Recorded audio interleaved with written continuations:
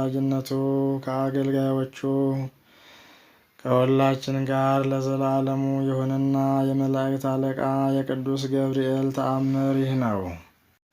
ንግሥት እሌኒ በቅድስት ሀገር ወደ አሰራቻቸው አብያተ ክርስቲያናት ይሄድ ዘንድ ጌታዬ ኢየሱስ ክርስቶስ አዘዘ። ከዚያም ጌታችን ከተሰቀለበት ከተቀበረበትና ከተነሳበት ቦታ በደረሱ ጊዜ ሰገድኩ። በዚያም ግራ ቀኝ እየተመለከትኩና ጌታችን ኢየሱስ ክርስቶስ ያደረገውን ተአምራት እያደነቅሁ ሩማኖስ ከሚባል አበምኔት ዘንድ ደረስኩ። በደረስኩም ጊዜ ከእሱ ጋር ከመነኮሳቱ ተባርከን፣ እነሱም ፍቅርን በተመላ ታላቅ ደስታ ተቀበሉን። ከቤተ ክርስቲያንም ገብተን ጸሎታችንን ካደረስን በኋላ ተመልክተን የምንደሰትባቸው መጽሐፍት እንዲሰጠን አበምኔቱን ጠየቅነው። እሱም በፍጹም ፈቃደኝነት የቤተ ክርስቲያኑንና የቤተ መጽሐፍቱን መክፈቻ ሰጠኝና መጽሐፍትን መርምረን በደብረ ዘይት የሐዋርያትን መሰብሰብ የሚመለከት እንዲህ የሚል ጽሑፍ አገኘው።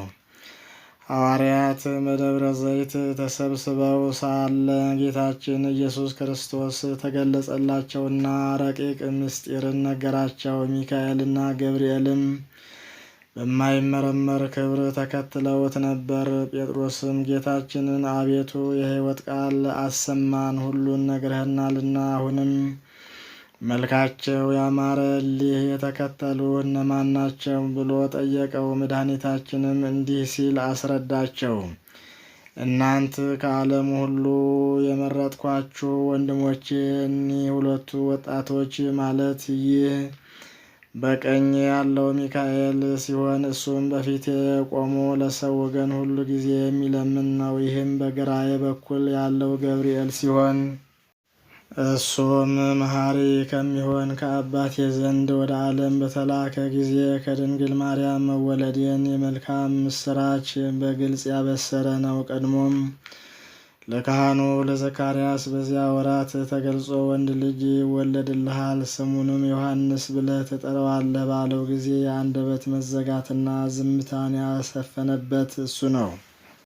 የጌታ ወዳጅ ዮሐንስም መልሶ ጌታዬና አምላኬ ሆይ ከመላእክት ወገን የመረጥካቸውና የሾምካቸው እኒህ ብቻ ናቸውን? ሲል ጠየቀው። መድኃኒታችንም ወዳጄ ዮሐንስ ሆይ 9 የመላእክት አለቆች በሰማያት በእውነተኛ ብርሃን ይቆማሉ። ሚካኤልና ገብርኤል ግን በቀኝና በግራዬ መሐሪ በሚሆን በአባቴ አዳኝ በሚሆን በመንፈስ ቅዱስም ፊት ይቆማሉ። የሚካኤል ታላቁ ክብረ በዓሉ በኅዳር 12 ቀን ሲሆን የገብርኤልም የበዓሉ ክብር በታኅሳስ 19 ቀን ነው። ይህንንም ከነገራቸው በኋላ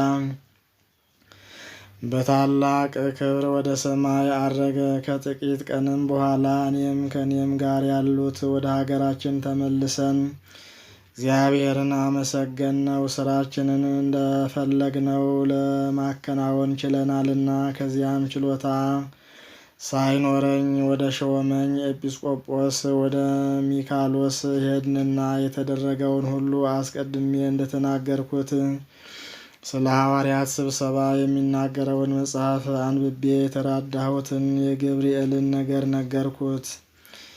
ኤጲስቆጶሱም በነገሬ ስላላመነበት ወደ ልዑል እግዚአብሔር ለመጸለይ ወደ ጸሎት ቤቱ ገባ። በጸለየም ጊዜ እግዚአብሔር መልአክ ተገልጾ ስለ እኔ ትላንት ቄስ አርኬላዎስ የነገርህን ለምን አላመንህም? አለው። ኤጲስቆጶስ ሚካሎስም መልሶ አቤቱ ምክርን የምትለግስ አንተ ማነህ? ቢለው መልአኩም እኔ መላእክት አለቃ ገብርኤል ነኝ አለው። ቀድሞ ወደ ዘካርያስ ተልኬ ዮሐንስን መወለድ የነገርኩት እኔ ነኝ። ኋላም ወደ ማርያም ሄጄ በድንግልና ወንድ ልጅ እንደምትወልድ ስሙንም አማኑኤል ብላ እንደምትሰይመው ያበሰርኳት እኔ ነኝ አለው። ኤጲስቆጶሱም ይህን በሰማ ጊዜ እጅግ ታወከ፣ በምድር ላይም ወደቀ። መልአኩ ግን መልሶ ስለ እነሱ የነገርሁህን እመን በማለት አጽናንቶት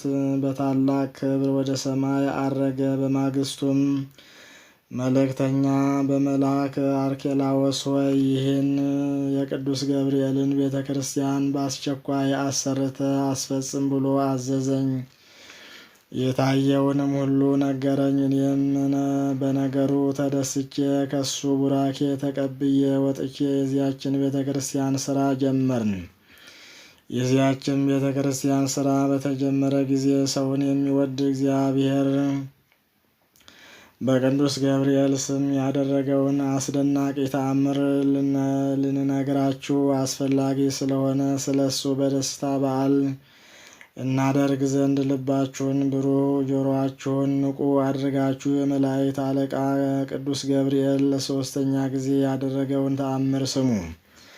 ለቤተ ክርስቲያኑ መሰረት በሰው ቁመት ያህል ወደ መሬት ሲቆፍሩ ቀንድ ያለው እባብ ወጥቶ የሚቆፍረውን ሰው ነከሰው። መርዙም በመላ ሰውነቱ ተሰራጨና ወዲያውኑ ሞተ።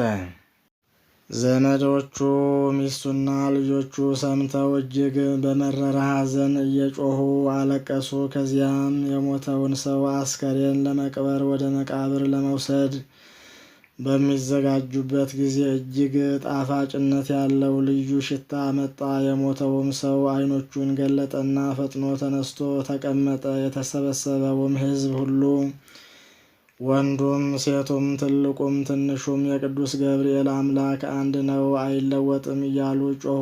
የተነሳውንም ሰው ምን ሆነህ ነበር ሲሉ ጠየቁት። እሱም ወንድሞቼ ሆይ ያገኘኝን ልንገራችሁ ስሙ። የዚህን ቤተ ክርስቲያን መሰረት ስቆፍር ቀንድ ያለው እባብ መጥቶ ቀኝ እግሬን ነከሰኝ። ከዚያም መልኩ የሚያስፈራ ሰው ረገጠኝና ሞትኩ።